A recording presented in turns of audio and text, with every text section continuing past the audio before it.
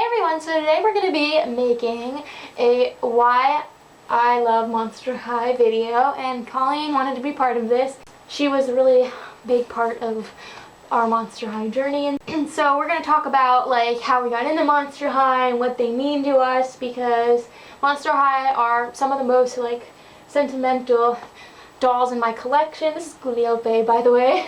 If you want to like see a collection video of all my dolls, I already have one up, so I uploaded that very recently. I'll link it in the description. I'll also link my story Monster High post from Flickr, which is kind of like the written out version of this, but it goes into like more detail. So that was recently rewritten because I felt like my first rendition of that didn't really capture it. I got into collecting Monster High in March of 2013, so it's been almost exactly 4 years since we've been collecting Monster High. Has it really been that long? I know, right? It feels like it wasn't that long ago. No. So when I first wrote my original Monster High story thing for Flickr, I had actually written it in like the spring of 2014, so that's why I wanted to redo it. And I was really thinking about Monster High dolls, especially like the past year, because we've been finding a lot of them on sale and secondhand. And I accidentally thought of them when I was doing the Hold On To Your Innocence photo write-up for Flickr. That's actually kind of why I wanted to be here for this, because it made me think of stuff. Yeah, because they've really shaped our collection, and they've really changed my point of view on collecting dolls. And when I first started collecting dolls again, because if you didn't know, I took a 5-year hiatus from dolls as a teenager. So when I was like 15-ish, 14, 15, I started getting embarrassed by my doll collection, and I decided to kind of cut them out of my life completely, and I didn't buy a doll from like 2006 to 2011. When we started getting back into dolls, Monster High were really new. They were only out on the shelves for like a year, and they were a pretty big fad. But because I was so like new to dolls and so reserved about dolls, I didn't pay a lot of attention to like them in stores. I didn't really notice them. So the first time I saw a Monster High doll was actually in October of 2011. My dad took us out to a Craigslist seller's house, and we were looking at this big lot of Bratz dolls, which the story why she was getting rid of the Bratz dolls was her daughter wanted to have money for her Monster High collection. So she had like, 70-something Bratz dolls. And when we were there on the mantle, they had the original Go Team pack with Julia, Cleo, and Draculaura on the mantle, like with the box next to it. And that was the first time I really saw them. And I remember I was like looking at them the whole time, because I'm always like enchanted by dolls. And I loved that they were school themed, and even though they were really weird and they were nothing like any kind of doll I'd ever seen before, in that moment something kind of compelled me to them. And it was then and there that like me and Dad and Colleen all learned what Monster High dolls were. And it was kind of this like running joke that like, oh, Bratz are so ugly they're cute, but my dad would say, oh, but Monster High are just ugly. But I kind of had this feeling like if I had said in that moment like, oh, I want those dolls, he would have been on board, because I do remember him saying, oh, they're nice, but they're ugly. Do you remember him saying that? I don't remember. He was saying that they were nice dolls, but they were like ugly. So that kind of always cemented. It's funny that he said nice dolls, because of the day that we actually bought some, or like the day we thought about buying some at Big Lots. That's what you said. I was just getting back into dolls, and I was trying to focus on like the dolls I grew up with, like Bratz and Disney and Barbie. So I kind of pushed that to the back of my mind. But I'll be honest, from then on I paid a lot of attention to like the dolls that were in stores. Like I kind of took note. Like, it's funny because I specifically remember seeing the Gulia with the brain puffs. Yeah, Dead Tiger Gulia. And Fizz Dad. Yep, I remember those two Gulia dolls. Yeah, and I remember we'd always be like, oh, they're so ugly, and yet we'd like stare at them for like a solid 5 minutes, and I would be thinking in my head, oh, it's so cool, like they have like sleepover themed monsters. Oh, it's so creepy but cute. I remember like noticing like the original Venus McFlytrap and the original Deuce and Cleo, and I would see all these dolls and they kind of leave an imprint on me, and I would spend an ungodly amount of time on like, YouTube and on like online looking at pictures of videos of Monster High dolls. So I actually knew who some of the characters were and kind of had like a mental wish list going in my head, even though I wasn't admitting it openly that I liked them and I wanted them. Which would probably be right into Scare's Deuce. Yes. So I fell in love with Deuce Gorgon when I saw him in the 2-pack with Cleo. Usually I'd go for the Egyptian girl doll more because I love like Egyptian like history and stuff. But I loved Deuce right away. I loved his mohawk. I don't know, I have a thing for dolls with mohawks. I always took note of him and I always really wanted him. And as I was stalking Monster High, I kind of realized that there were only 3 Deuces ever made. I actually researched this because I kind of wanted one. And at the time, only Scarce Deuce was out, and he had kind of recently hit stores.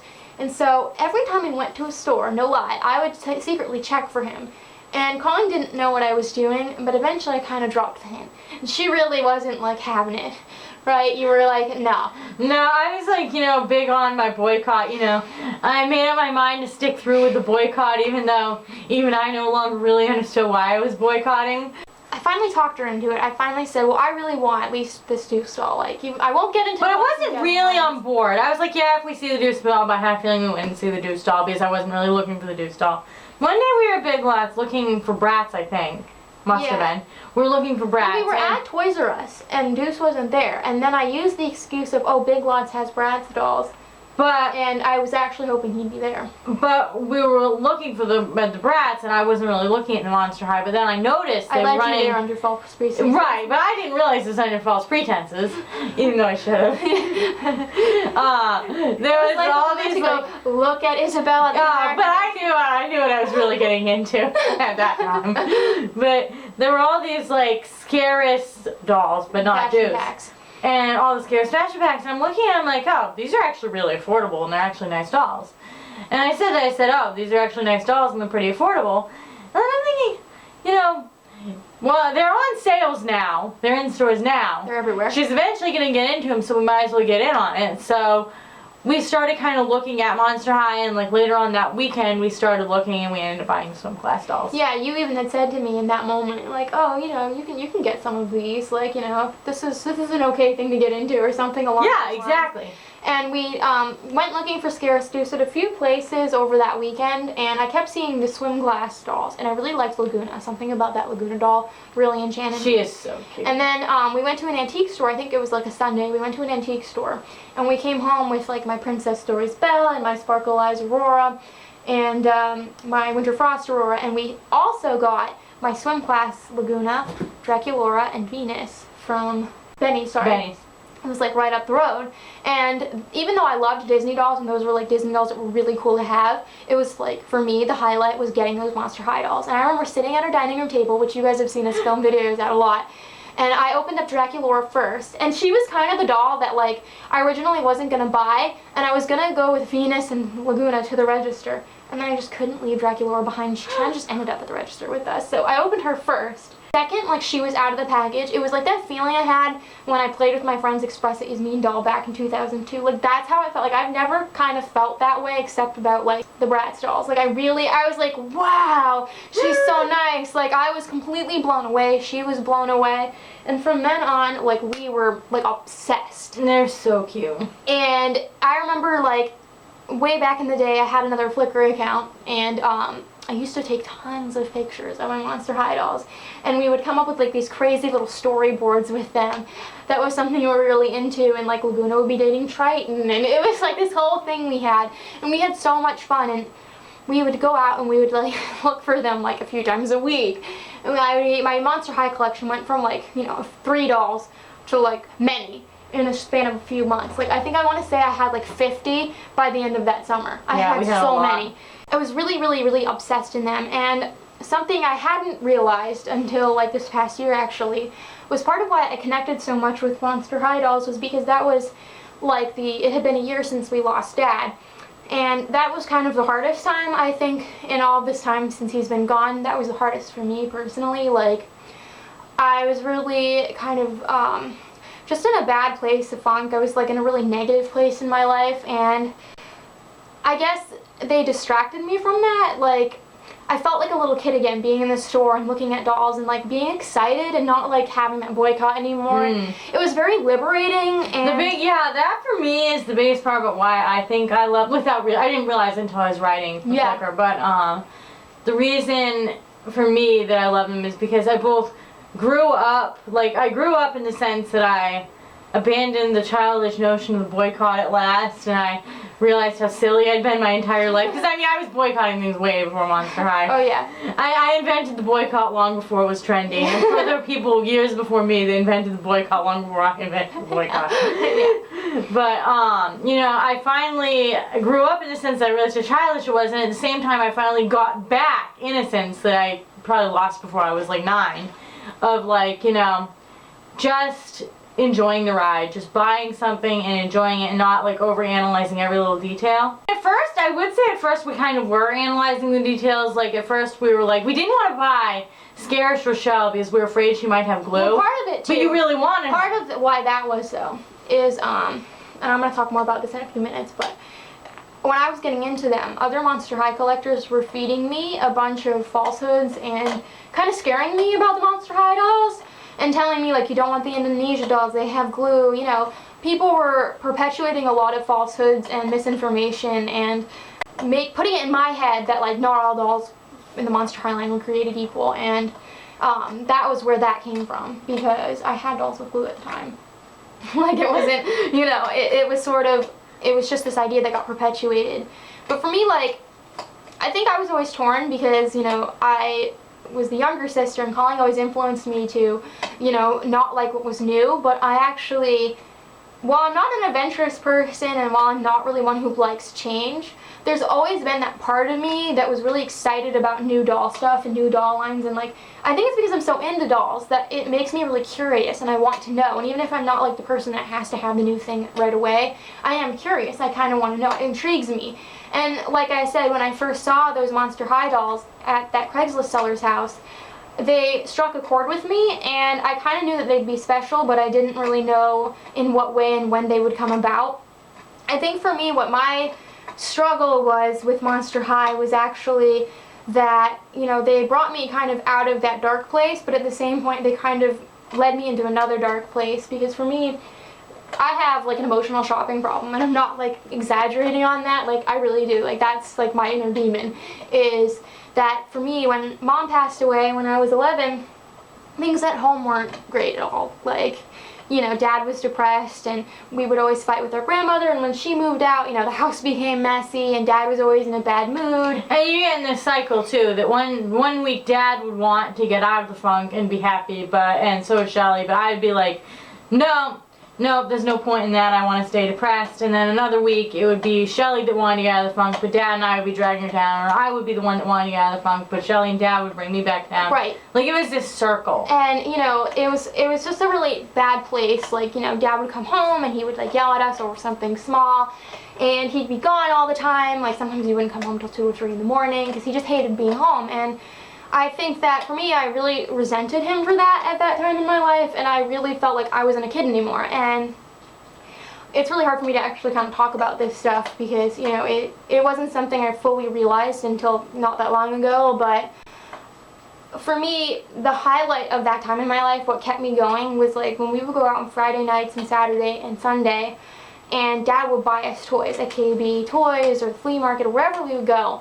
And in that fleeting moment when Dad would take us out and he would be in like a good mood because we'd be out of the house, and he would say, "That's a nice doll, do you want me to buy you that, or I'll buy you that?" Like for that moment, like seeing Dad like beaming I'll buy at you me, that was like his catchphrase. and you know, seeing that smile and seeing his like brown eyes like all warm and friendly, you know, like, and having my old dad back for a second and feeling like I was a little kid again, even though I was 11 and I still was a kid. That was a feeling that I got addicted to, and it became this thing where like it wasn't so much about what doll I was getting, and it wasn't so much about even wanting a doll. It was wanting that feeling. I was chasing that feeling. I was chasing feeling like a little kid, and I got so many dolls in that time. I would just buy whatever. I mean, I remember like Santa Barbie. I was at Price Chopper one night with my dad, and they had like the Santa Barbie displays, and he was like, "Oh, I'll buy you that," and I thought she was ugly, but I needed that feeling, and I was like, "Yeah, I want her." And you know, I always like, I didn't like the doll, and I had this doll, and I had all of these dolls that I wasn't playing with, and there was tons of them, and I felt like guilty and kind of resentful. And the second I got home and I'd have this new doll, that feeling would be gone, and I felt even more of this void than I had before. And what happened with Monster High dolls is, in the beginning it was like a good distraction, but after a while I got high off that same feeling, that same, Colleen, oh, we can get this doll, we can go here and there, and instead of it being like me and Dad, it was like me and Colleen. And I got charm spoken into making an awful lot of phone calls with my doll. I started chasing that feeling, and I would have all these Monster High dolls, and it was like I liked them, but at the same point I felt like this almost guilt about them, and this like almost like resentment towards them, because I didn't understand what I was doing. And at some point I was like, we can't afford to do this, like I need to take a break. And that's why for like 2 years I really didn't buy many Monster High dolls. I was very strict about what I bought, because I just thought I was like an impulsively shopping. I didn't realize that there was like an emotional connection there. And when I actually took a breather and I started to realize, like, I do really love these Monster High dolls, and I'm not sorry I bought them all, but I realized the reason I was buying them was to basically, it was an addiction. It was like, in the way that some people turn to food or drugs or, whatever after losing someone, that was what I did. And I know it sounds silly and like you can laugh about it, but that's what I did. Like, I needed those as dolls. Mom always said, it was better to get into Barbie than to get into drugs. She so much to hear us fighting over our Barbies. She'd be like, guys, it's Barbies. It's not like you're talking about drugs. It's just Barbies. Yeah. But in your case, maybe dolls is drugs. And part of it too is it took the enjoyment out of it for me, because it became a dark thing. If you buy things for the wrong reasons, you're left with a lot of buyer's remorse.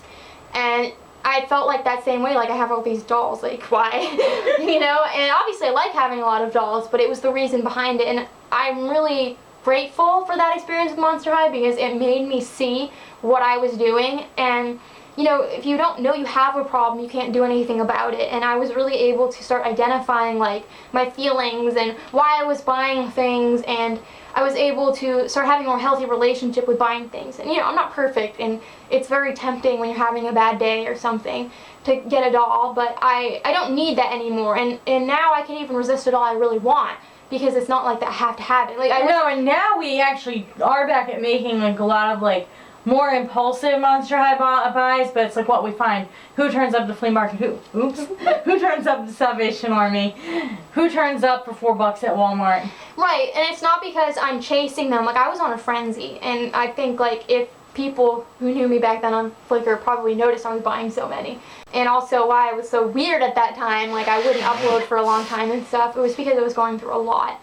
And I was in a frenzy, and I was basically like, it was like they were my drug, and I needed more, and I needed to keep upping it, and we didn't have the money to do that. And it was a really dark time, but I'm glad, because it made me see that about myself. And part of what fueled it too is like the community, the Monster High community was awful back then. Like, they were really mean, and I've mentioned this on my collection video, like you'd get a re-release and they'd rip it apart, and they'd tell you things about the dolls that weren't true, or they put it in your head like you have to go out and get this doll or they're all going to be gone, like they're rare. And that fed me, because I wanted to have an excuse to buy. It wasn't like their fault, what I was doing, but it's like I needed that excuse to fuel like that addiction. Like I needed that justification. And when people were saying, oh, it's rare, you need the boy dolls, oh, this is going to cost so much more money later, even though in my head I knew like it's just like Beanie Babies, it's this big fad, like